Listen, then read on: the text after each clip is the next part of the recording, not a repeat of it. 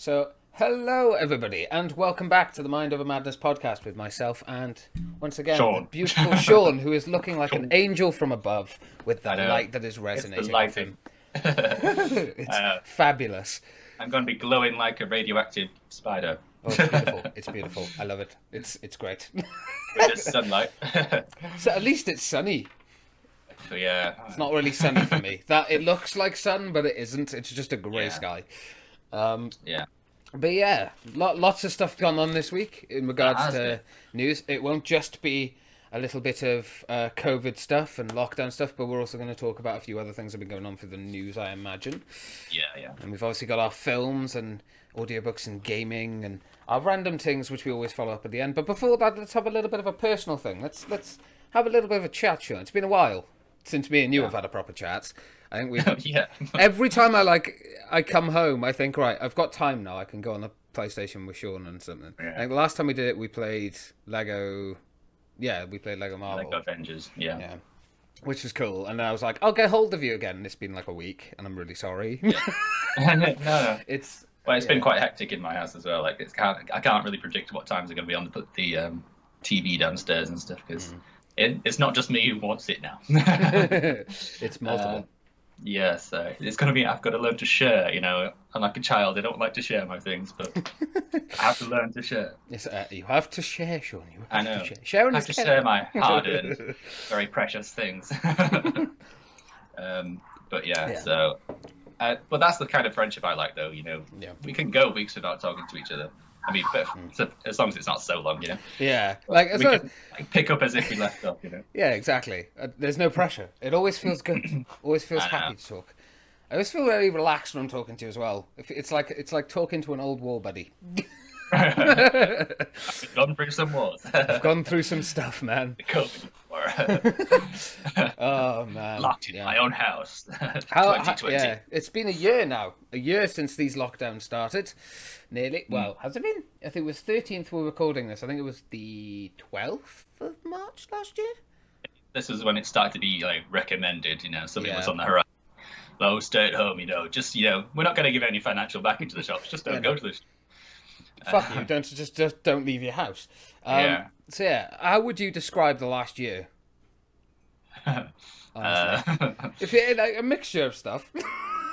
But Yeah, how would you it's describe it? hard to put a word on it, but I know it's frustrating. But yeah, unity, like trying to feel a bit of togetherness and trying to get through it. Yeah. It's a lot of good and a lot of bad, I suppose, has come from it. Yeah. A lot of stress. Yeah, For a lot of and people. stress that not people were anticipating. It's given people new perspectives. I suppose that'd be definitely. another good word. Perspective. Yeah, it's just it's been a really strange one. Like you're being told to stay at home, sacrifice everything you want to be as a human being, Yeah. pause your life basically at a time that you're never going to get back to Yeah. basically save a bunch of people potentially. Mm. So I don't know. There is no right and wrong way. You could I don't just got to stick with it, but Yeah. we all want it to be over. Yeah, I think at this point no one would disagree. we just want our freedoms back, okay? When this all started, I was 23. I'm 25 this year. Come on. Jesus. The amount of experiences and memories you could have made, which haven't happened. But then, I guess to flip that, there have been a lot of good things that have come from it. One thing, this podcast. Yeah. Technically, this got created because we got sick of doing the quiz nights.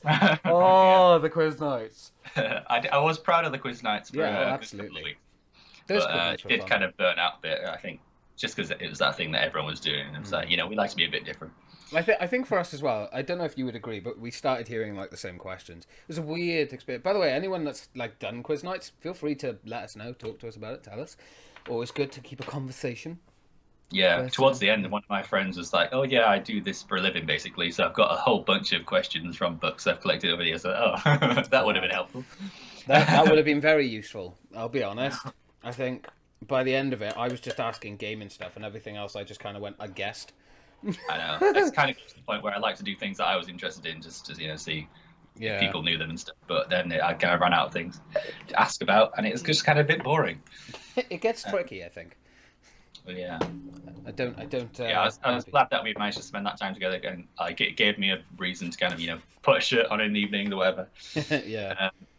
Try and look a bit presentable. The face going on camera. So. I enjoyed it. The sense of I don't know. It was good to keep together. in contact with everyone. I think that's the thing. Yeah. I mean, I live away from you all anyway, so like I wouldn't have seen a lot of you anyway, but it's just the fact that you just couldn't. Yeah, there wasn't even the option. I know. It's like just that option is just so vital, Like I would barely leave my house anyway, just because the option is gone. Yeah. I want to leave it all the time. I think that's the thing, isn't it? It's like that we suddenly realise how much that option means to us. I know. It's not just like oh well, I've got the option, but I'll just have a lazy day today, and then it's taken away. Like I want the option. What the fuck?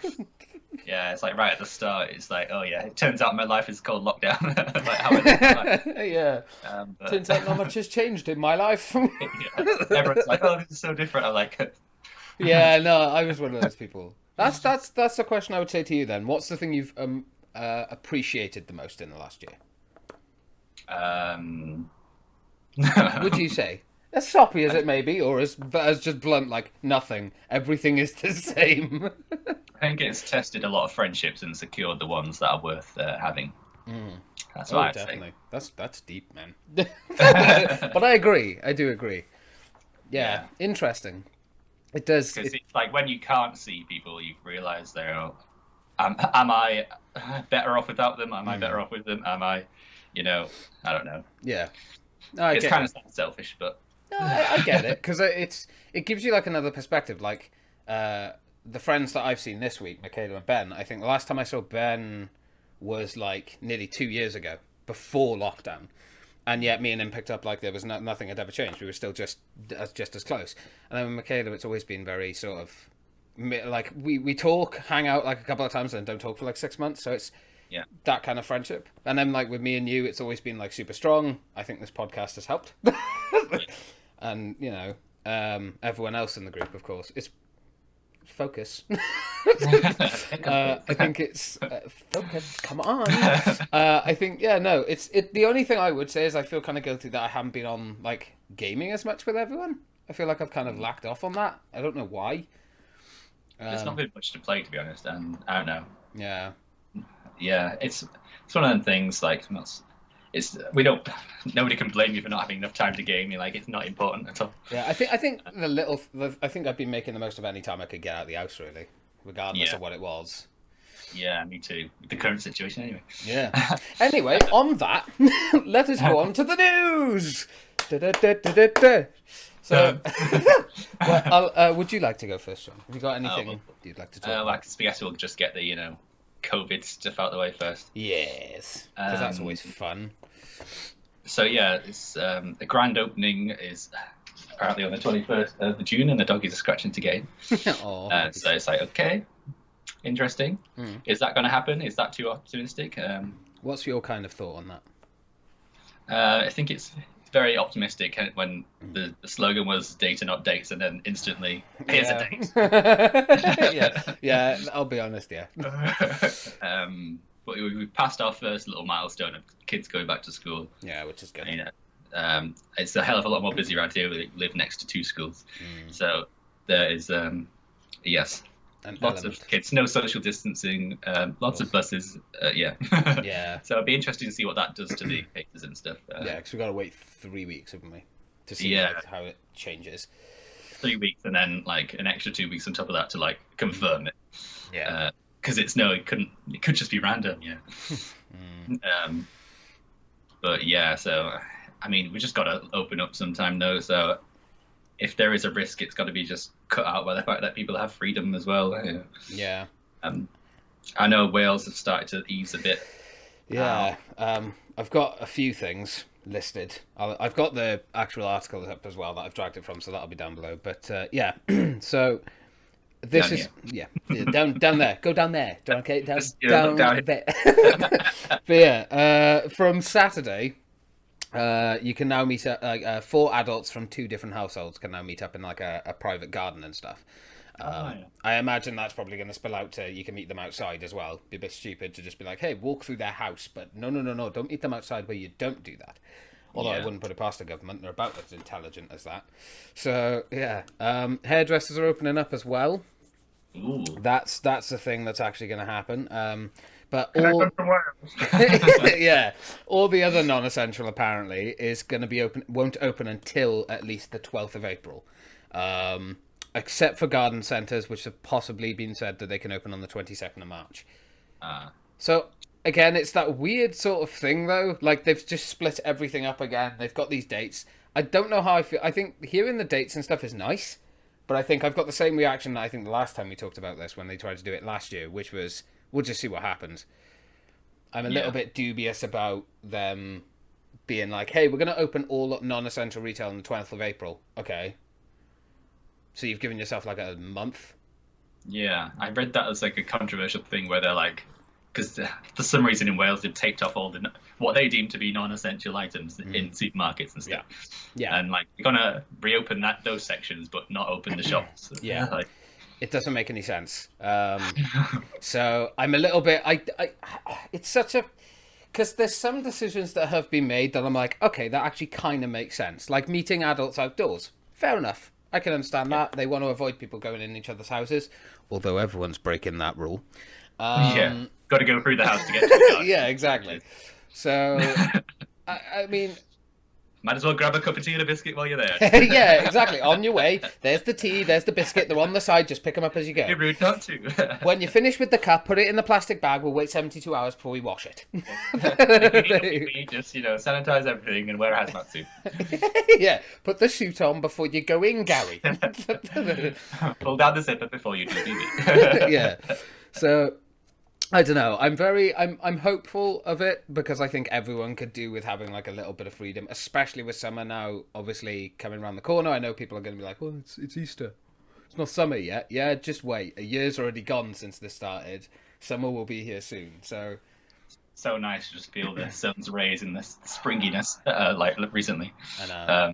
See, not like in the past few days, it's been pissing horrible, but We've had a couple of nice days up here, but nothing like ecstatic or amazing or anything. Just those rays breaking through the clouds. It's like, oh, a ray of sunshine on my face. Yeah. So there's a couple of things. There's also, if the I know sometimes when I go onto the internet that and look at the articles, it freezes the thing. So you guys on who are watching it will just see this sort of stuff on the screen. But yeah, here you go. The Wales First Minister also said self-contained accommodation would be allowed to reopen from the 27th of March, as long as cases remained low, but people can only go with their own household. So I think, I'm not 100% sure, but I believe this is to do with care homes and visitation and stuff. So 27th of March, so the end of this month, they're hoping to let people go and see, but it's like one at a time from each household. But I still find that weird. As good as that is, don't get me wrong. I mean, unfortunately, I am now in a position where I have to go and see my granddad in care. So it's great. I can now go and visit him. But if multiple households are going to see him anyway, just at different times, doesn't that kind of defeat the object of not allowing multiple people to mix? I know over here they've got like my granddad's dealing with it. The same thing. He's just like they've got to have one nominated person to go and visit them. That's it. No one else. And I'm sure the family can understand that the person should be the most important one. The most important connection. Yeah. So they've just done it like that over here. I'm not sure about Wales. I feel like that would be a better way to go about it. As shitty as a lot of people might find it, I think that's probably the safer. Because otherwise you're just going to have a mixture of people turning up anyway. So you're not really lowering the risk for it. I think it's mostly because people are like, oh, well, the elderly have had vaccinations now. So Yeah. what's kind of your take on that as well? People have it, like, just because vaccinations have now been handed out to the majority of elderly people, do you think that it's worth taking the risk of allowing more people now? Or do you think that we should proceed with just as much caution as we did, let's say, last year, in December? Well, it's that popular saying, no one's safe until everyone's safe. But at the same time, that could take ages. So.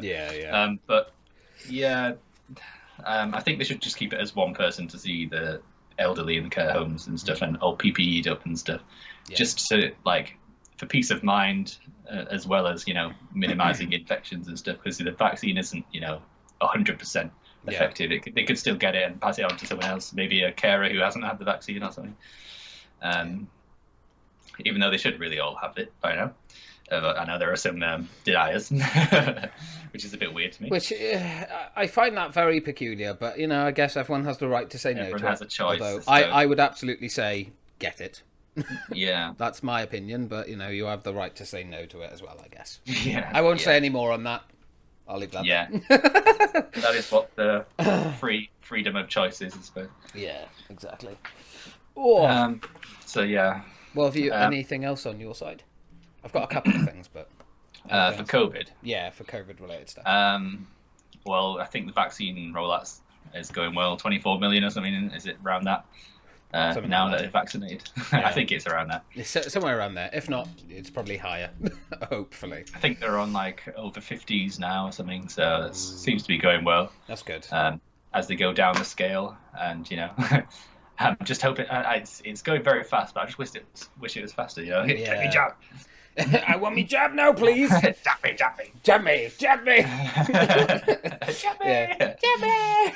Yeah, that's what's going to happen. It's that's the new thing. It's going to be a new craze. Jab me parties. Just COVID vaccination parties where everyone gets the jab. Jab me. Jab me. Scary Movie 6. COVID Alliance. Jesus. Could make it into a... Probably. I know there's been loads of shitty B movies that have come out recently in the last year of like COVID 21, I think, was like one B shitty movie that was like, massive infection and stuff. Yeah. Division 2. No. Division 1, where it all started. Yeah. So anything else on COVID, I think. I've got one thing from Italy. Apparently, and again, it'll be down below, and I'll put stuff on the screen for the parts that I read.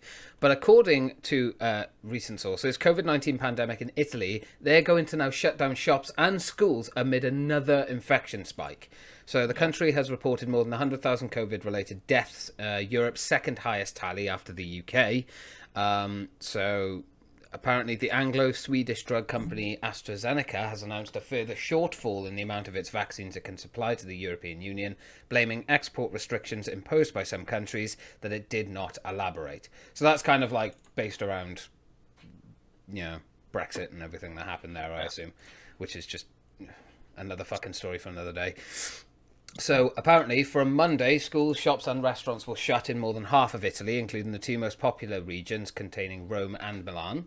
And residents will be required to stay at home, except for work, health and other essential reasons. So they're basically just going back into a lockdown. So although we've got this good news, that like the UK is slowly opening up and stuff, there's still little pockets. So what's kind of your thought on that? Because this is just the most recent thing that I found was just Italy having to go back into like another lockdown again. I think that's my biggest fear, is that this one's going to open too quickly and there's going to be a fourth And if there's a fourth lockdown, I don't know if I'm going to follow the rules. I know I should. But it's just that thing of like, that's a year and a half of my fucking life then. I don't think there will be a fourth lockdown here. We're just doing so well with the vaccines that, it just can't. I don't think, anyway. Yeah. There's so many different vaccines now as well, isn't there? There's like 4 or 5? Yeah, we've had like deliveries of, a ton more. We've just had a boost in our stock of vaccines, so that should speed things up even more. Yeah.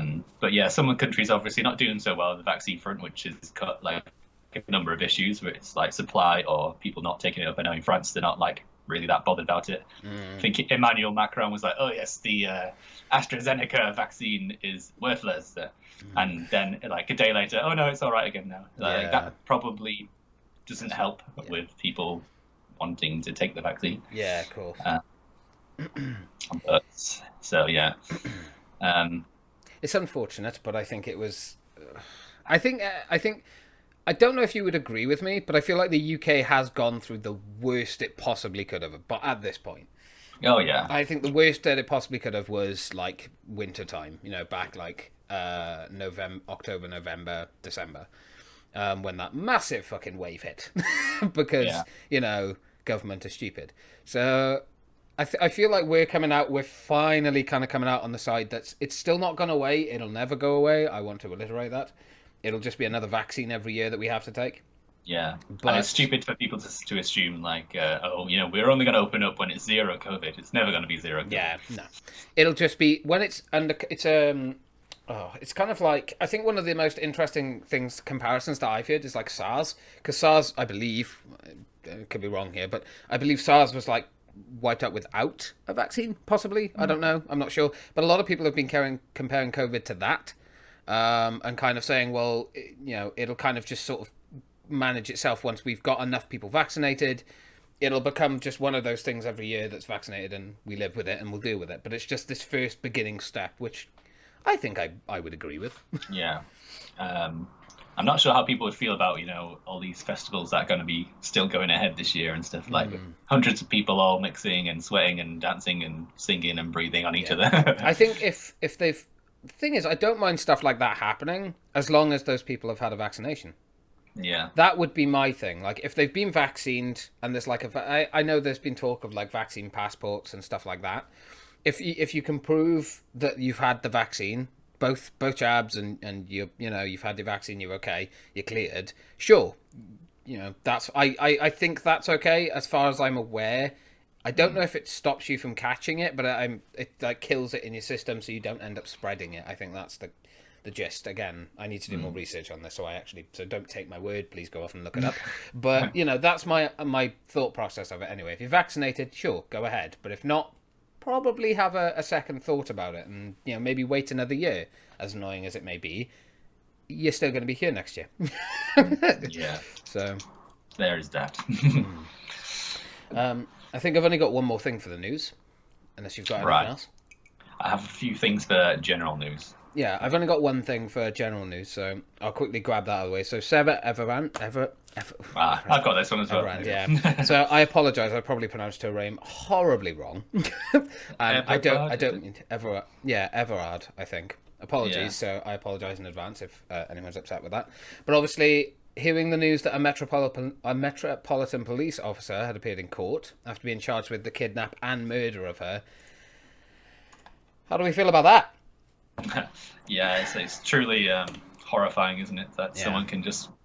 It wasn't even that late at night, she's just walking home from her friends and just gets murdered, It's disgusting. Found in the woods. And, and a police officer, all people, as if it couldn't get any worse. To me, that's nuts. I can't comprehend, why would you want to hurt someone if, your job is to literally protect people, and that you're spending your time then hurting people. Like, it just doesn't make sense to me. There's this big emphasis, oh, well, he's off duty. What? Yeah, because that works. That's how it works, Yeah, so he's not a police officer anymore, he's just off duty. I don't know. As if it made it any better, Yeah, it doesn't. But, yeah, I think there was a little bit more... Yeah, Miss Everard's body was found in an area of woodland in Ashford, Kent, Westminster Magistrates Court heard. God, it's like a grey tracksuit as it appeared for the briefing hearing. That's how the gentleman was brought aboard. Gentleman he was not. Yeah, no, absolutely not. He appeared to have a red wound on his head, apparently, and spoke quietly when asked to confirm his name, date of birth, and address. You fucking twatted him with a bottle. I fucking hope so. I hope he was in pain by the time. Like, that's the saddest part about this, man, is that this kind of shit still happens. Like, I think it's very rare. I think especially for someone who's a police officer. I think it is. I don't know. I saw like in the news they were talking about how rare this kind of stuff is, that someone in that kind of position would do such a thing. It's literally just opposites, isn't it? Like, yeah. So it's strange. And the thing is, a lot of people give... obviously, we know about the police in America. There's plenty of good people who are in the police force, but obviously there are all these horror stories and stuff. The UK barely has them. So when this kind of stuff happens, I feel like it shakes everyone. Yeah, it does. So it's a deplorable act. I hope they throw the book at him. I know he's been struck off now and all that kind of stuff. But, I hope he spends the rest of the time behind bars and has an enjoyable life with four walls. Yeah, and I think the media and a lot lobby groups have kind of picked up on the fact that it's like women's safety again. Women should be allowed to walk alone at night, and it kind of flashbacks to the Yorkshire Ripper thing that we were watching the other day. Like, of course, like women shouldn't be attacked or anything ever. No one should be attacked or hurt, whatever they're wearing, whatever they're doing, whatever they're feeling. But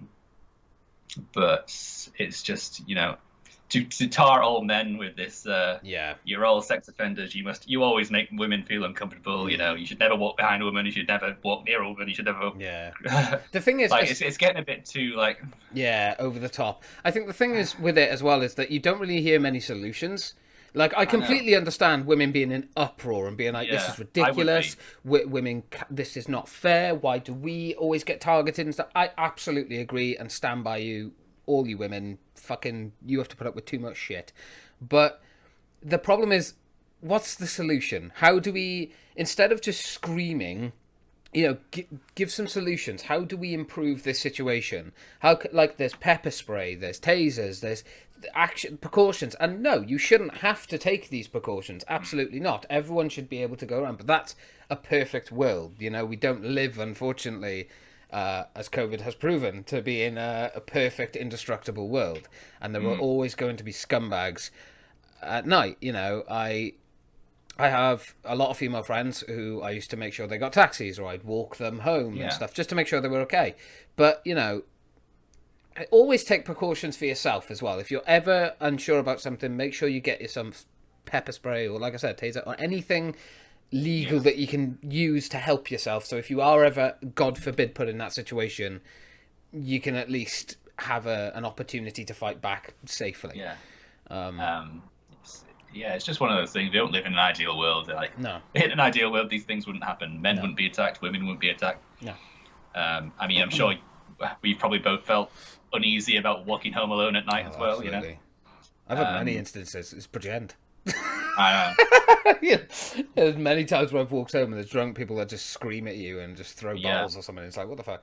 So, putting yourself in like risky situations is it's never really a good idea, but sometimes it can't be helped. I think the best thing is to look at a situation, look at the possible risks with it, and sort of go from that. I think it's as horrible as it is to say, because it is kind of in a way sort of not taking away freedom, but like definitely subduing it a lot. Is like, question just any situation you're going to put yourself in. Think about it and go, okay, if I'm walking home later this night, I need to tell this person, text people where you're going. If you're walking on your own, take as many main roads as you can, that kind of thing. Stay away from back alleys, things like that. It's just the stuff that you'll get told routinely, and it's crap. But I mean, there's no real other solution to it. There's no crystal ball to tell us that guy was a scumbag. Some MPs are trying to, make a solution where all men are curfewed, but at 6 p.m.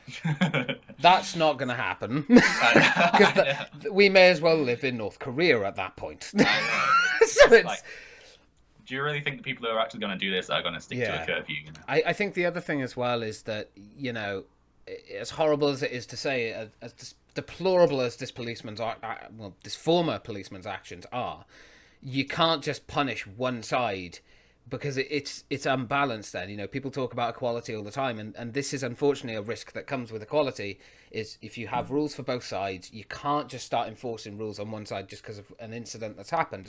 As disgusting and deplorable as it is, you can't take the freedoms away from a certain gender just because it fits the other's kind of view. Just the habit, I think a lot of the media are probably fueling of like division, men against women, people against that. It's so fucking stupid. This is why I hate the news. We all have, feelings. If a guy is an absolute idiot or a woman is an absolute moron, and they decide to, do a crime, and that there will always be those people. And a curfew or not, they're just going to be. There's always going to be criminals. I think that, unfortunately, with the population of the world and society how it is, there's always going to be deplorable people in there, no matter what you do. And a lot of them, unfortunately, now as well, are very sneaky and hide in the plain sight normally. So It's like that saying, which was actually proven to be some sort of fact, which is that 1 in 5 people like BDSM. So 1 in 5 of your friends really likes being chained up. And if it ain't you, have fun guessing. To try and flip it onto like a funny subject, because I know that's not a funny situation, but we don't want to end it on a miserable note. But yeah, well, the good thing is that they caught the guy. And Yes, that's absolutely. What people should be focusing on, I suppose. Yes, and hopefully he gets absolutely prosecuted for 100%, and just the book's thrown at him, and that's it. He's not some baseless serial killer. He's been caught. Yes, which is a good thing. So, I mean, we should all just continue to live our lives. Not that we can with COVID at the moment, but I will. Yeah, it's again. I'll leave the articles and stuff down below if people want to go check them out. I'm not going to read through the entire thing on here, but yeah, there we are. Oh, there is a bit more news, I'm afraid. Yeah, no, that's fine. That's fine, man. It's nice. It's nice having a long chat. I think this is going to be a more a news-oriented one because I haven't got much on the other one. Yeah. I'm the same. So obviously, Meghan and Harry Oprah interview. I haven't watched this, so I've just seen specs and bits and bobs. So I'm looking forward to knowing a bit more. Well, it caused a bit of a stir. I mean, obviously, before it came out, there was accusations from the palace that Meghan was bullying some of the staff members while she was there. So, I mean, I think that was kind of like planting a seed in case she, decided to come out with some bombshells, which she apparently did. Which she did, yeah, from the ones I've seen. Jesus. So that they had some kind of retaliation against that. Like, oh, we're going to get in there first, Yeah, us first before you. We're the more reliable ones, kind of thing. It's such a unique kind of situation because they're royals. They don't have the right to just they have the right to, but they don't have the ability to kind of just speak out their mind. Yeah, they have to like kind of keep this royal composure. What a shit. I know. But it is interesting to like kind of see that kind of mask slip a bit, and rightfully so. What they're like behind the scenes, but it's not all house tea parties and rainbows. Which apparently is not. Obviously, Meghan and Harry both came out with some bombshells. One being that one member of the royal family was concerned about how dark the skin of their baby would be. Disgusting. If true, fucking deplorable. Secondly, I know it wasn't the Queen or her husband, was it? It's kind of annoying how they said it was one of them, but they kind of disqualified the Queen and Prince Philip. Yeah, I think the thing is, say who it was. Do you reckon? Just out of curiosity, do you reckon they didn't name the person because of legal action that would absolutely follow if they just named someone? If they'd kind of just threw it out there and said one of them, they cannot confirm or deny who it was, so they're going to leave us all speculating. And tar the whole royal family with this racist brush. It's quite clever. Unfortunately. From their perspective, I don't. And again, I'm not very sort of into the royalties and stuff. Even though I'm British, it's just not my thing. I don't really care, but I do think it is. There's wrong on both sides, clearly. But whoever said that, worrying about the skin color, is disgusting. I don't care if you are a royal. That's foul. Sorry. I mean, I kind of have a feeling who it is, but we won't name just in case, But it's just one of those things. I think she ripped into about every member of them, apart from the Queen, to be honest. Although I mean, not directly, but she had something to say. Even Kate Middleton. See, I don't know this stuff. I don't know any of it. Well, let me fill you in, honey. Go on. Go on.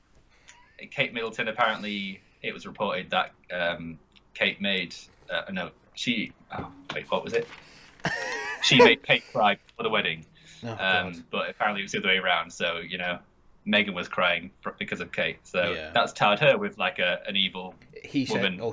She said kind of situation. Yeah, Harry said relationship with Prince Charles, his dad, is non-existent anymore. He's been cast out.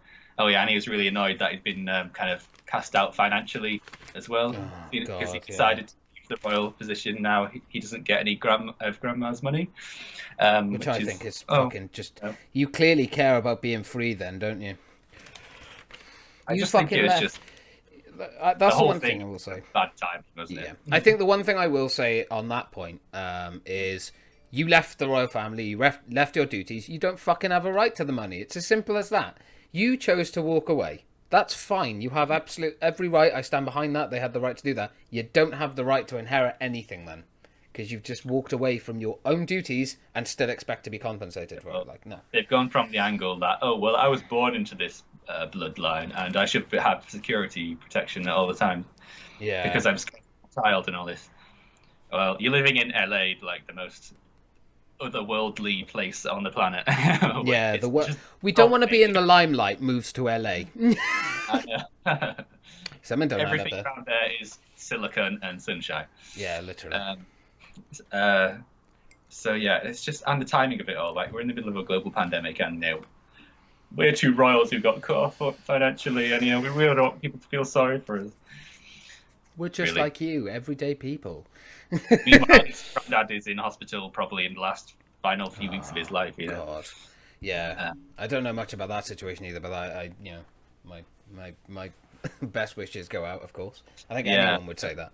But I think he's been in hospital for a few weeks. He had like a heart operation, and now he is 99 years old, bear in mind. Yeah. To be fair, I did see a joke, and people might take this in distaste, but I found this joke hilarious. There was like a picture of like, this family is worried about the color of a child's skin. It just had a picture of all the elders. And like Prince Philip, who looks like a dead zombie, walking around with the Queen, looking good for her age. Don't get me wrong. Everyone I thought it would be like Prince Philip, but I know they've exempted him. Yeah. They have to be exceptionally careful, the Queen and Philip.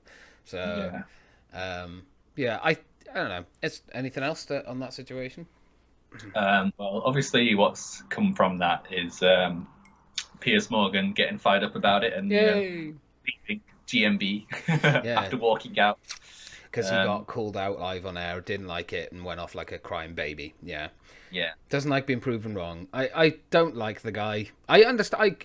I respect him for speaking up as much as he did on that show.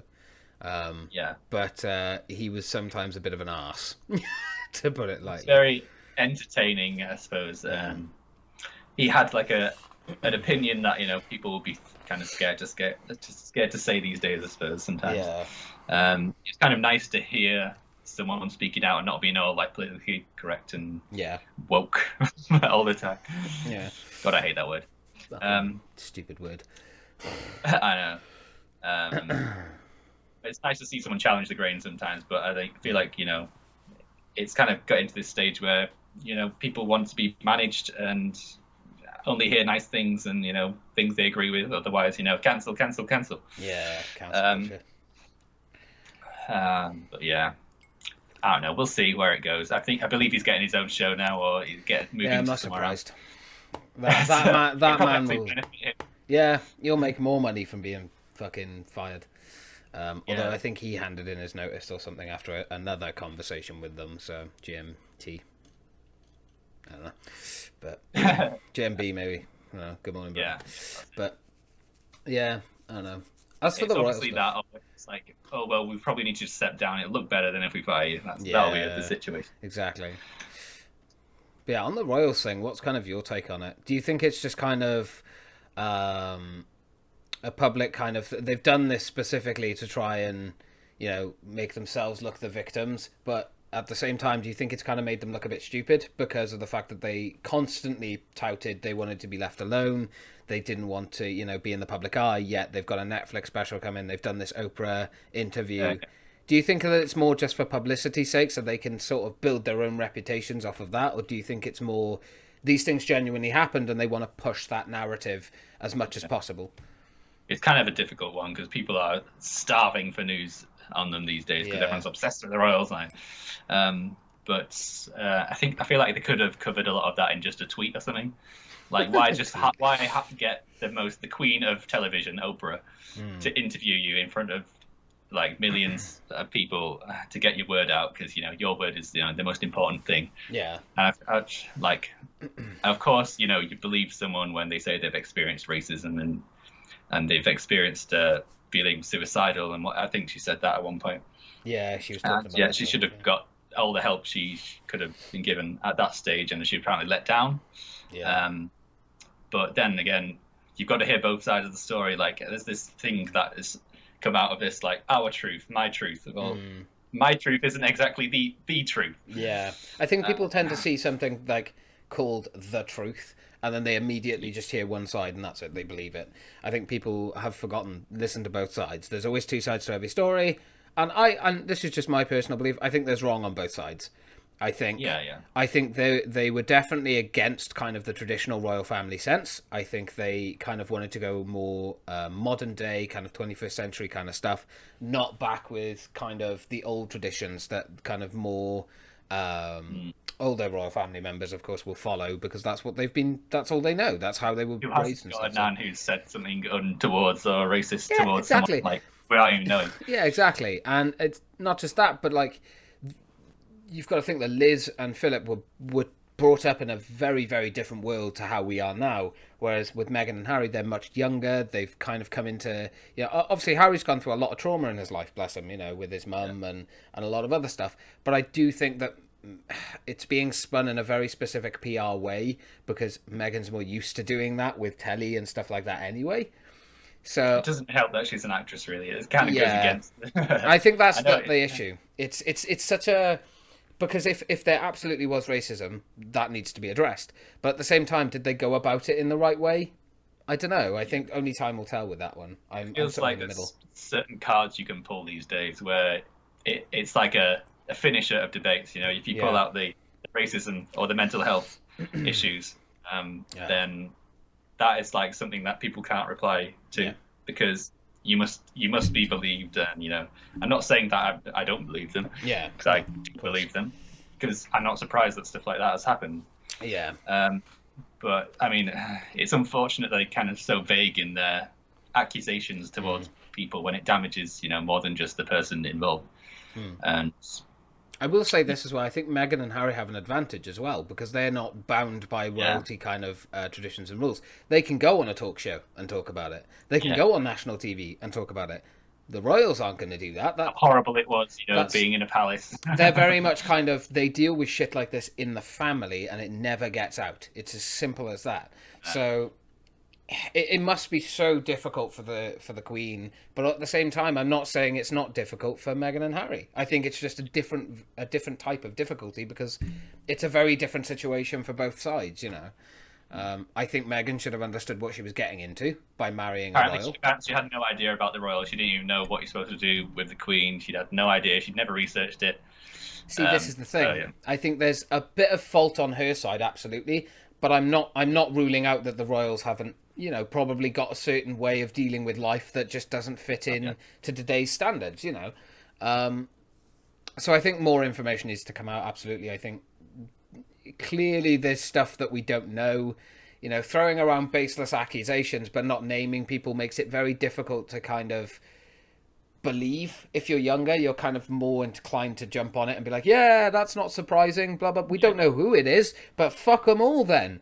And it's like, well, if there's only one of them, why are you punishing everyone? It's because one of them could be our future king or queen, and then we're always led to believe that this person might be a racist. Exactly. And although I'm not too sure again on the power kind of thing, but I do think that more information needs to come out before people start jumping on a bandwagon of cancel the royals or fucking cancel Meghan and Harry. I think both sides need to have their say. Both sides need to be heard, and even more so, I think that the biggest. Like as you said earlier, the biggest sadness in all of this is now Harry is cut off from his family. He that's the thing. He hasn't got a family anymore. The family he's got is with Meghan, and maybe he's happy with that. But I've seen pictures and images where honestly he doesn't look as ecstatic as people make out. I feel like he's done it. Well, I feel like he's done it just to kind of protect them because he's in love with her and they've got children now, and I think he's kind of. I feel like he doesn't really suit that kind of lifestyle in LA, but but who am I to say? But I'm just giving an opinion. I think that there's probably situations on both sides. I think the man should have had a right to leave the royalty if he wanted to, but he didn't have the right to the bonuses that come with being a royal if you're going to leave your duties. Simple. There you go. That could have, but was he made aware of that? Was he told it? We don't know. And there's so much grey area still. I think that people are so focused on this interview that I feel like too many people are going to buy into the interview and go, well, that must be the truth. There can't be any other truth, because why would she have said this stuff? She's taken on the royals. Do you know how dangerous that is? It really isn't that dangerous in the 21st century. So it's a tricky Especially when you know they can't reply like you can. Exactly. Every reply that the Queen comes out with will probably have to be talked over. It'll take like a month. You know, it would take ages. Yeah. I think their official response she put out was just like, oh, you know, Meghan and Harry are valued members of our family, and Archie, their son, and will always be cherished and loved. And you know, we're so saddened to hear how hard it was for them during their time here. And although accounts may vary, which is the kind of the shady fuck you, you're lying, but sure, they will always be like loved. I thought it was a very nice statement, but you know, I saw that a little bit of shade in there, which is quite juicy. I think the thing is, it's such a tricky situation, isn't it? Like, it's so, because the thing is, they obviously want to get their side out, but they're bound again by kind of tradition. Whereas Meghan and Harry are like, nah, fuck you, I'm just going to make a tweet.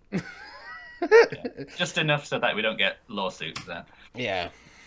So I don't know. But we'll finish talking about that. Yeah, that's a big topic, but definitely bring it back up if any new news comes out. Yes, I'll be keeping an eye on it. Oh, excuse me. It was a juicy one. It was a big one. Big, tasty, juicy. What's next? That is, yes, I'm done with my news now. Ah, that is the news. That's probably the longest news section we've done in a while. I'm proud of that. Yeah. Yes, definitely. Right, on to films, TV, Netflix, and audiobooks, or books if you've been reading them. So, what have you been watching, Sean? I started watching WandaVision. It's a good one. It's very, very good. I think I'm on about episode 3 right now. It takes a couple of episodes to get into it, I think, because you know it's so different from the standard superhero TV series that we're all used to. It'll get there. But yeah, I mean, just the little snippets are kind of worth watching it for. I know it's kind of like it's trying to be a kind of sitcom thing, obviously, to start with, and you're just like, what is this shit? Yeah, I was very confused about that as well. But you know, it's the eyes in the detail, and you know, you just got to kind of keep watching it, like, because after the first episode, I was ready to fall asleep. I was like, what is this now? Why should I watch this? It's a tough one. I think once you get to about episode 5, I would say you'll want to watch more. Yeah, it really picks up, and then you're like, I kind of like series like that where it's kind of a slow opener, and then you know, kind of gets into it because you're really gripped because it set the scene for you and stuff. But yeah, I'm looking forward to digging into the rest of it. It's definitely what I look forward to talking to you about, because there's a lot of good in there. Some questionable stuff as well, but a lot of good stuff. So be good. So looking forward to it. What else have I been watching?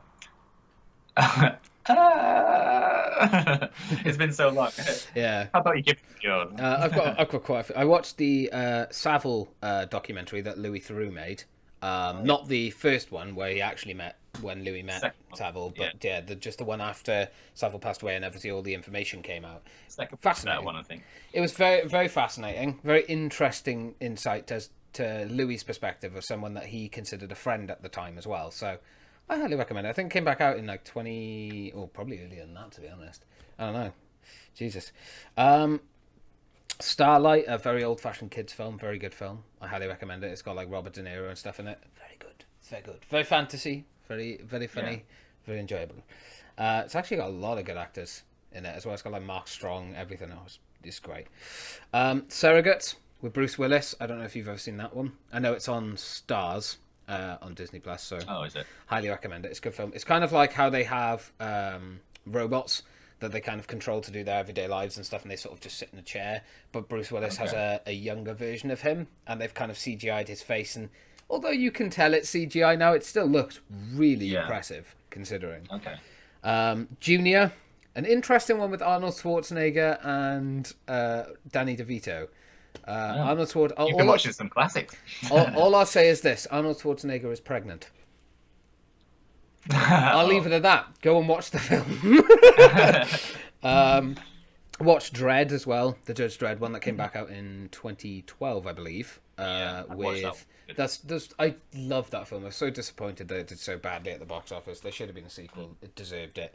I know Carl Urban, who played Dredd, is trying to fight for a Dredd 2, but obviously it's been dead in the water for quite a while now. So I did put WandaVision down here because I managed to finish it, but I'll hold off on that until you finished it, and then we can really have a good chat about it.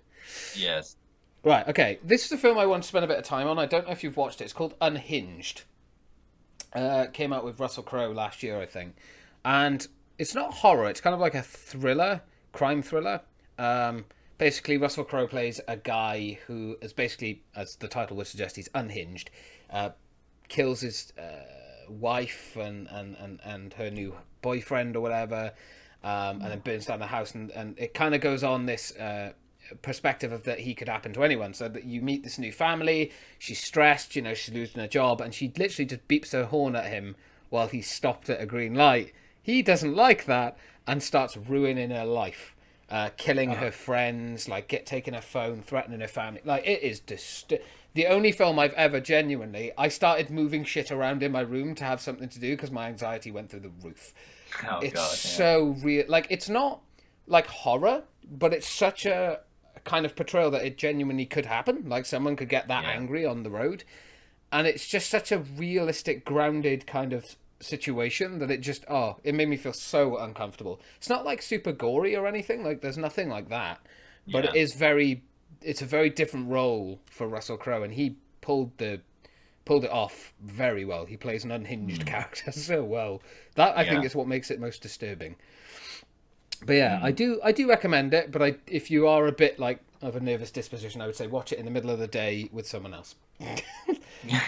For support. Yes. I watched a documentary called Age of Samurai, which is on Netflix. Highly recommend that. It's very fascinating. It's about the war in Japan and how it took so long to become kind of one entire nation that was focused on the same dynasty. And the final one, Tax Collector, with Shia LaBeouf. Okay. It's very B movie, it feels, but it's very pushes the boundary on. Shia LaBeouf kind of went down that route of strange films. Pretentiousness. It's rough. It is a brutal film. Shia LaBeouf has a scene in there. I don't want to spoil anything just in case we'll go off, but it is... If you got a weak stomach, I would say don't watch it. But, if you are into those kind of gritty, bashed up, kick the shit out of people films, feel free. It's a rough film, though. It is definitely made me feel a bit queasy, which is weird. I think as I get older, I'm starting to go off this kind of shit. But there we are. But so that's all I've got. I've got some stuff. I just thought of one while you were talking. Last night I watched Trial by Fire, which is a 2018 film. It's got Laura Dern in it as some of the people. Can't remember. But it's very good. It's a lot of good acting. It's about a guy whose kids die in a fire. Jesus. But and he's it's basically all pinned on him, but he claims he's innocent. So this woman, Laura Dern, tries to campaign to get him released, but she doesn't actually make it in time, and he is executed. So it's kind of an emotional kind of story. But it's a good film. It's not the most action packed or anything. It's not the most gory. It's just kind of a thriller. But that was a good film. Sounds very sad. I watched it last night. Man being executed for not even committing the crime that he I think the purpose was he was a piece of shit guy, but he didn't actually do that crime. So it's do you feel sorry for him? Do you not? And this woman obviously feels sorry for him. Tricky situation. He used to beat his wife and stuff, but it's still the punishment doesn't. I don't know. Just to fit the crime. Yeah. Ooh, it's rough. But yes, it's a good film. It's kind of a film of two halves because Laura Dern is only in the second half. So the first half is kind of just his trial and him dealing with being in prison and stuff. So I found that probably the weaker half of it. But then when Laura Dern shows up, it gets better. A bit stronger. So yeah. That it? I think so. I can't remember. I've watched a couple of animes, but I haven't wrote them down. I finished Nick Frost's autobiography, and I also finished another audiobook on the dark web, which is very good. It's on Audible. It's free. It's a good documentary series, 10 parts. Yeah. It's fun. It's a good series, interesting look at the dark web and kind of who funds it, which is quite a fascinating aspect of the Is it Donald Trump? Probably part of it, yeah. A lot of it is funded by the government, which you find bitterly ironic, considering they're the ones accusing it of being such a terrible place, yet they're funding it to keep up the website. So it's a strange one. Part of me wants to watch it, and part of me just thinks I'll just lose faith in humanity. It's a tricky one because of it's being an audible, so you only hear it, you don't see anything. It's quite weird in some aspects, but I found these documentaries to be more kind of catered towards the details instead of kind of like flashy imagery, though. So you learn a lot more from it. Yeah, they can put more into an audio drama or audio book or whatever than a TV series, which they have to kind of make a bit of a spectacle, don't they? Yeah, absolutely. But yes, is that it for that kind of stuff? We. All right then, on to gaming. So what have you been playing, my dude? Well, I've got a little bit of a segue actually into gaming. PlayStation Film and Video Services has been discontinued now. What? Oh yeah, it did, yeah. You're like, what? That's news to me. Oh wait, what? Oh yeah. So yeah, that's a bit of a strange one. So I wonder what they'll do. Like, will they kind of convert PlayStation Now into convert it with some like streaming service or something? Maybe Crunchyroll and all this, like kind of merge it all into one. I do find it strange because I remember when we got the PS5, because obviously we've had that for a while now, and we will talk about how we're feeling about our PS5s. I found that weird because I was like, why can't I buy any films? What happened? Because I obviously bought a lot of my films on there, and then obviously you get to keep the films you've bought, thankfully. But yeah, it was weird. I don't understand why they did that though. I think a lot of people are speculating they're going to do like a video service, wasn't it, to kind of catch up with Xbox, because they're obviously like multimedia, like Microsoft do multimedia, so that Sony are like, hey, let's try and fit that into ours as well, so we can kind of make up for the fact we lost Bethesda. Yeah, I just think it's a case of like the times moving forward. You can obviously just stream everything these days. Amazon sell all the most recent films, like you can watch and whatever. And there's Netflix and Apple and stuff that people just want to watch that. Yeah. So the place for buying digital films, I suppose, they're not really. It's getting smaller and smaller. I know people do like to still buy. I can't remember the last time I actually bought a film, to be honest. Yeah. Rather than streamed it.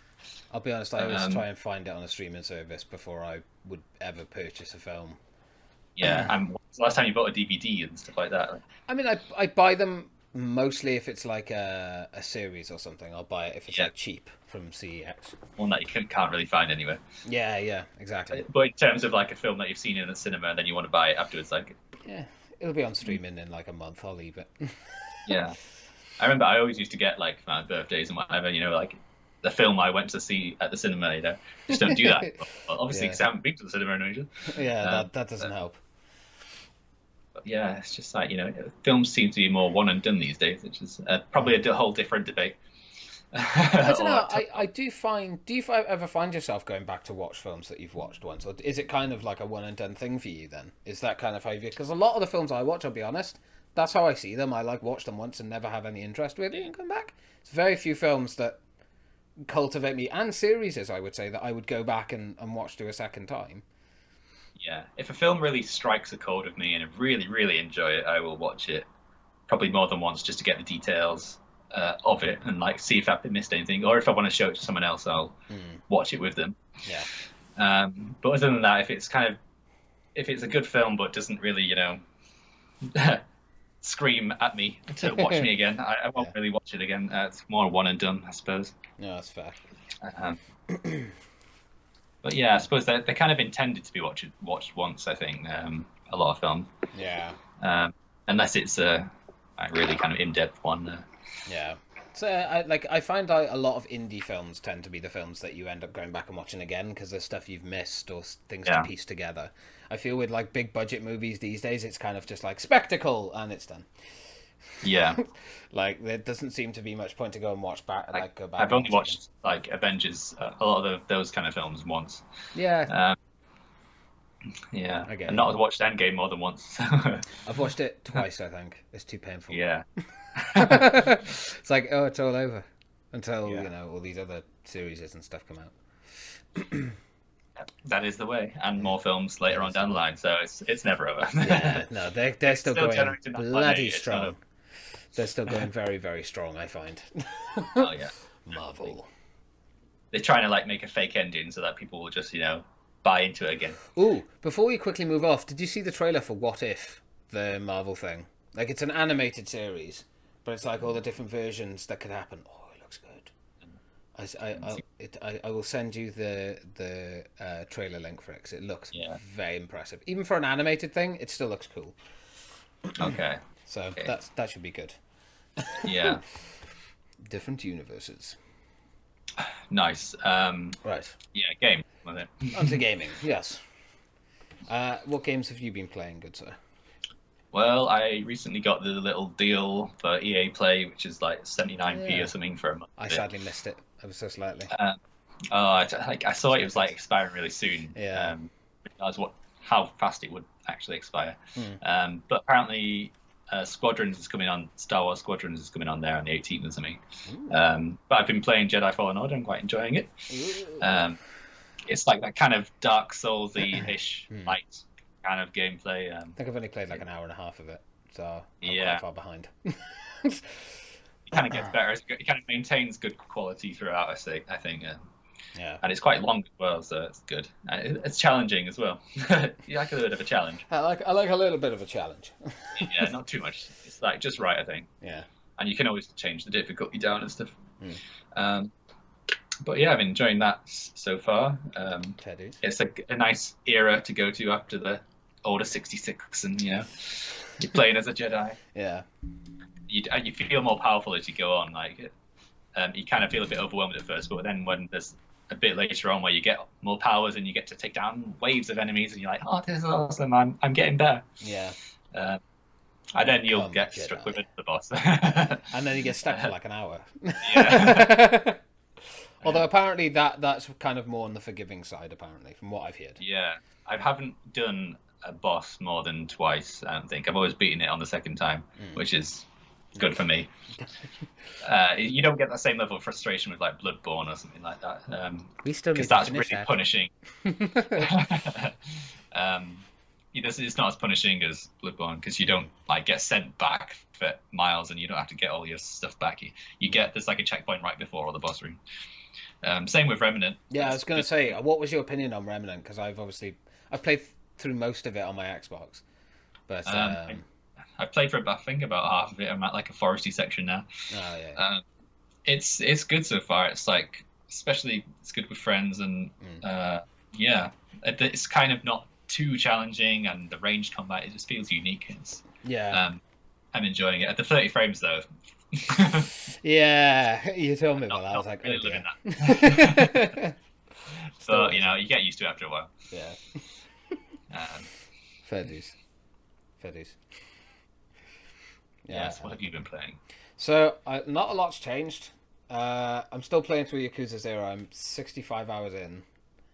There's so much to do in that game, man. But it's such a good game that it keeps you like intrigued. The story's like really good. The side stuff is awesome and like really detailed and fun. That's how you should make an open world. That's what all open world games should be like. They're so good.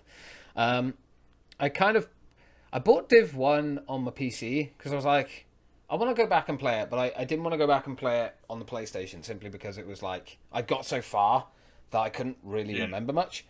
On PC, it's so good. 60 frames and it's so smooth and it just I don't know. I forgot how good Division 1 was because it had been so long since I played it. So it was definitely weird seeing Fei Lao.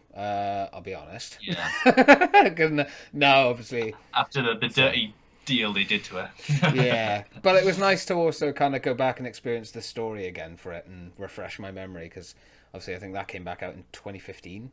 I don't think I played very it. Nostalgic. I played it in 2016, I think. I didn't really play a lot of Div 1. I didn't play like the DLCs, for instance, and things like that, really. So it's nice to go back and revisit it and experience it again, more updated and running a bit better. I was going to ask your opinion on Div 2. Now, Div 2, I did jump on it yesterday and have a quick look around because they've obviously started the seasons. What they've done is just recycled the exact same seasons back. What's kind of your take on that? Because I know a lot of people were like, yeah, that's what they're going to do. And I think we had our suspicions that was it. But do you think it's a bit scummy? Or do you think, it is what it is? It is what it is. And I don't see what other option they really had because they obviously are trying to work on some kind of new game mode because they probably were told quite late that, oh yeah, just carry it on for another year. Yeah. We'll give you the go ahead and the funding to do that. Milk another year. They're like, all right, well, we've got nothing to give them, so we'll work on this new game mode and probably release it like later this year or early next year. And in between, we'll just recycle the seasons because that's basically all the content we ever planned for this. Which is so. I suppose it's all right in the fact that you can, if there's apparel events on there, which I'm hoping there are, that'll let you give you a second chance to. I think they're the get same. More stuff. Yeah, I think they're the same apparel event. They've literally just been recycled. But the rest of it, like I already did most of it the first time around, so yeah, it definitely feels like a game now that I would just randomly go on if I didn't know what to play or if I needed a break from like another game I was playing. I'd like have music or a podcast or I'd talk to like a friend or something while doing it. Like it's I tried. I did like one section of it and then I was like, why am I doing this? It's such a waste. It's wasted potential. I think that's the most frustrating thing about it because it's not a bad game, but it's just so underdeveloped and so I'm really struggling to justify the 110 gigs on my PlayStation. Yeah, I'm really starting to question it. I'm like, I might just get rid of this. Thing is, if they bring back Underground, because that's been rumored that they're going to remaster kind of Underground and bring it out and now, I'm very doubtful of this. I think the likelihood of that happening, there's more likelihood of a Division 3 than there is of Underground being remastered. Because, and my only thing of this is just because you look at kind of what they've done to this game so far. I mean, it took them until the end of Division 1's life cycle to actually get the game good, to an acceptable standard that it wasn't super grindy and stuff. And that was like, what, 2.5 years of development? And then Div 2 has just literally started pretty well and then just gone, woo, and just got worse and worse. And then optimization came out and people were like, great. And that became an even bigger fucking grind. So, I don't know. I think it's dead now. I think it's dead in the water. I don't think there's much else going to happen. For a few months, I think it will be, yeah. The clan of ours, Mind Over Madness, is going to just be left there until Division 3. It's probably time to just shelve it for a few months and then come back to it when we want. I think that's my plan. I think I'll probably delete it and then... It's just that thing, like, I wish I just had more space so I could just keep it in the background. Yeah. Wow.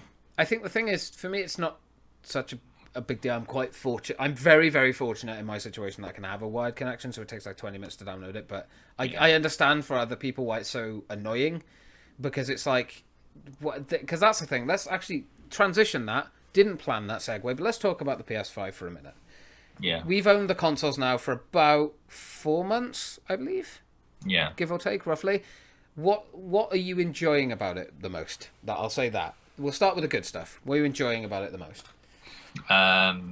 Probably just updated versions of the old games, probably. Yeah. Like Destiny is a good one. Just to feel the effects of next gen. Yeah. That's pretty much it. Yeah, that's it. That's it. No, I would agree. I'd say updated visuals. I do like the UI. The UI is good. It's nice to have a different UI and it works and functions quite well. Now the store is kind of more coherent as well. That's nice. It's a bit better. Still not great, but is what it is. You do definitely feel the power of the console when you have things on the SSD and it loads faster and things. But let's get on to our grievances and the things that we're looking for, maybe not like we don't like about the console, but things that we're looking forward to coming up or things we think they could do to improve it for the experience. Yeah, well, I think the only big issue for me at the moment is I've pretty much filled the hard drive and my extended one as well. Yeah. So storage. I'm just looking for them to unlock that extra storage slot, even though that's going to be pricey as hell. I don't think I'll even be able to afford it when it comes out. It's frustrating. I get that they're saying COVID's kind of slowed us down, but it's like, you said this would be fucking done by now, Yeah. Like, and just get a few games out, There's SSDs out there that fit and work with it, but you just haven't activated the fucking slot. Why? Sony are too busy fucking clamping down on people that are trying to make, different plates and stuff for it that they can't be bothered to focus on the actual thing. Which is annoying. Yeah, it is. So, storage is definitely the biggest issue. Yeah, I mean, I did have some complaints about, like the fan noise that mine was coming out, and it's still there, but I've gotten used to it now, so it's not a massive issue. But I'm watching to my at my sister's room the other day, and the PS4 was silent. I was like, See, I'm lucky. I don't have that. My Pro sounds like a fucking rocket ship. So, yeah, but I do agree with you that when I have a disc in there, like if I'm watching a film or something, it's loud as hell. and it keeps spinning up every hour Yeah. and the hour. Yeah, I take the disc out now, like just to make sure. But at the same time, it's shouldn't have to do that. not even just that. But it's like when you put the disc in for like the first hour, or so, like say you've got a disc that you're playing the game off.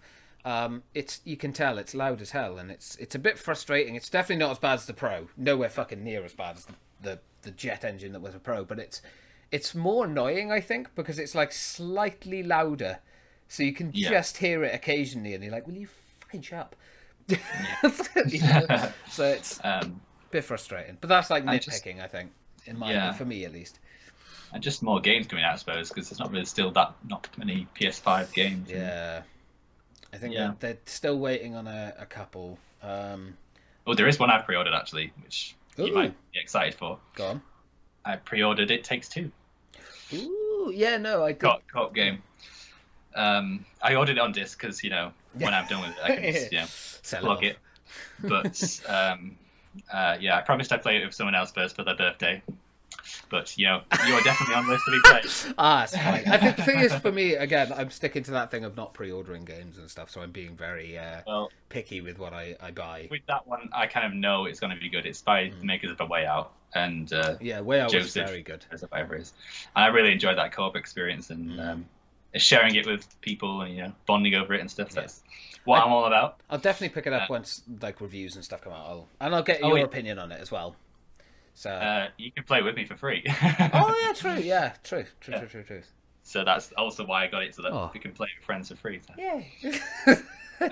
Yeah. You just won't get the trophies. That's all. Apparently, it's got a PS5 version as well, so we can play on an enhanced experience. I like it. But yeah, that's something I was going to tell you off podcast. But there we are. There it is. Exciting. It's coming out in like 25th, I think. So. Any other than that? Any other games you're kind of looking forward to? No. No. Nothing. That's fair. The next Horizon, probably. Yeah. All I can really think of, and God of War. But then again, I didn't really get them at release, so I'm having to wait. Definitely. Until they're on sale, or What about you? Are you excited about anything coming out soon? I wouldn't say excited. I'm kind of keeping my eye on Deathloop because it's going to be one of the last Bethesda games we PlayStationers get.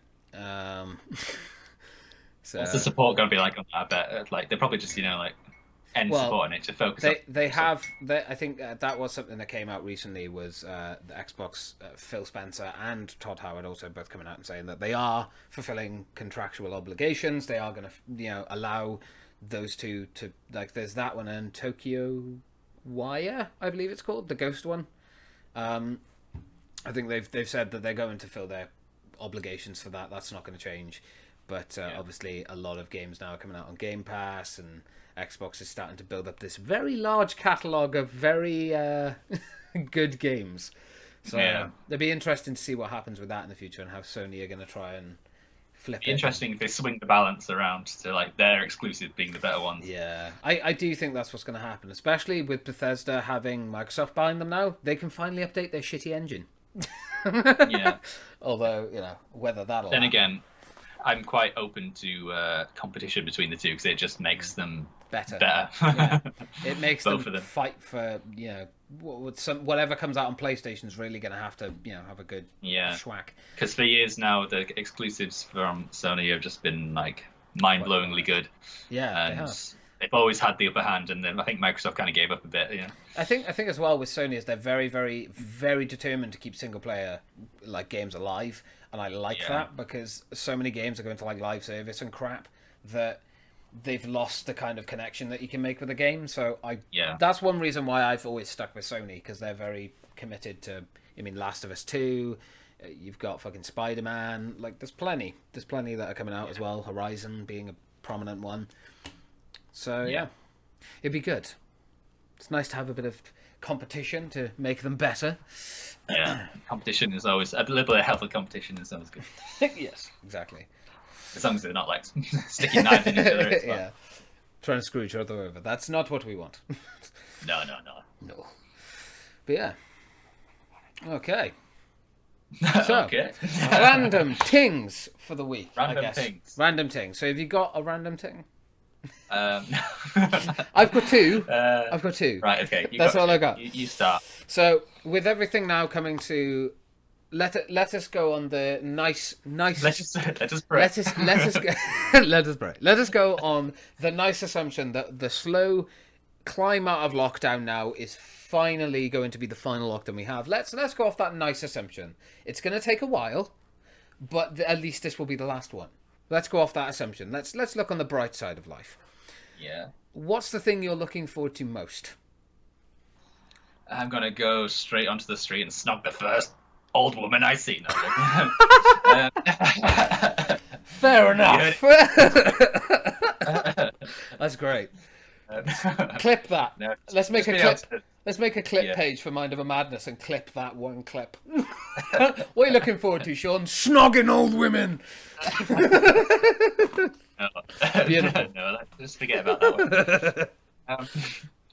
Just being able to just drive somewhere and just stay there for a while, and not having to look over your shoulder every single thing you do. You just being able to simply go somewhere without having to think, oh God, have I got a mask? Am I social distancing? Am I doing this? Am I doing that right? Am I standing in the right place? Yeah. Just being able to just walk in somewhere, buy something, go out again. Yeah. And I think that'll be the good thing. And to be able to give someone a hug, whatever. Oh yeah. Definitely. Although I must admit, I think I may have already caved on that one because I did give my granddad a hug earlier. Yeah. Do you know He's what? been I think vaccinated. that's forgivable. Right. That's forgivable. I think most people have not followed that rule. But yeah. How can you stop a human from trying to show affection to another human? Yeah. You're not going. How can you stop someone from being human? Yeah, we're not all machines, unfortunately, government. Yeah, that's not how we work or function. Yeah, I think because obviously they expect people to follow a certain subset of rules, and they know that the public perception is going to be lower. So Yeah. but anyway, we'll move on from that. Yeah. Fair enough. No, I agree with you. I think the thing I'm looking forward to is being able to take drives with friends and not have a limit on how far we can go or where to go, that kind of thing. Just more freedom. Freedom is because the thing is, me and Niall have taken trips up to Bath and shit before. We can't do that anymore. We have to be so heightened and aware of where we're driving to be stop, can't go here, turn around, fucking, And I've gone for one drive. Okay, one drive in the last one. I needed freedom. The thing is, you probably could go on those drives and no one would know. Yeah, exactly. This is the thing. How the fuck is a cop gonna know? No offense to the cops and stuff; they're just doing their job. But I've never been pulled over while being in the car with him. Same with my cousin. No cops ever stopped us because they can't enforce it. It's impossible to know. They can't stop you because there's nothing they can have. I mean, especially after today, when it's the state local rule is just guidance now. So Also, they've had it now. I would say this as well. I'm still very careful. I still test my temperature before I go out. I test my mate's temperature before we leave. I take every precaution that you possibly can to make sure we're both okay and neither of us have we're definitely safe as we possibly can be. Christ, Michaela, the friend that I met up with a couple of days ago, or yesterday, I think.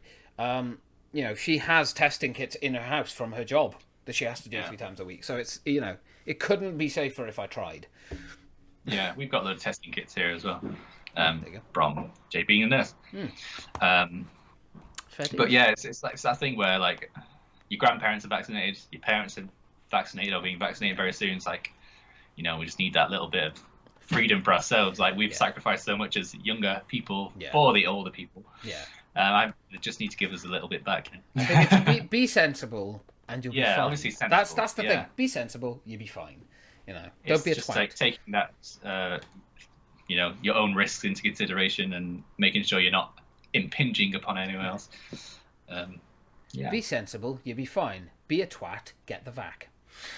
But if there are any police watching, we fully abide by the rules and we completely this is all hypothetical. we're just taking debate. We're just bringing these making it interesting. Right then.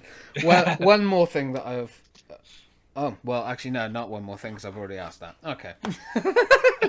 It was about, like, what games we're looking forward to. I'd already asked it, so I can't go with that. So, yeah, there we are. I think we've had little snippets of interesting things throughout the whole thing. Yeah. Like right at the start, we went Today's off been a on good one. about some. Today has been a good one. I enjoyed that. That was a very good one. It's well needed. We need to catch up and a podcast. Well, hopefully I'll be online on the PlayStation later, so if you're on, give me a shout. Yeah. To everyone out there who watched or listened to the podcast, there will now, from now on, there'll be 2 podcasts uploaded to the channel. I'm going to do one like this, where you can see us, and I'll do one audio one as well, because some people find it easier just to listen to the audio. So there you go, you'll have a choice. So the audio will come up a day after, because I'm not going to fucking rush to get both done. But yeah, there you are.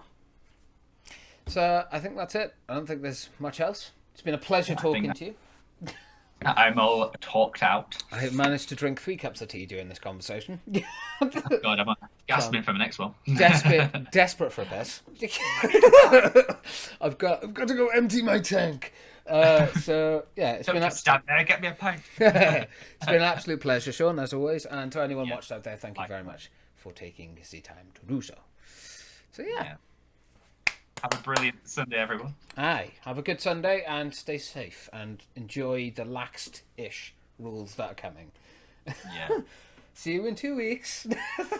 See you in 2 weeks. Bye.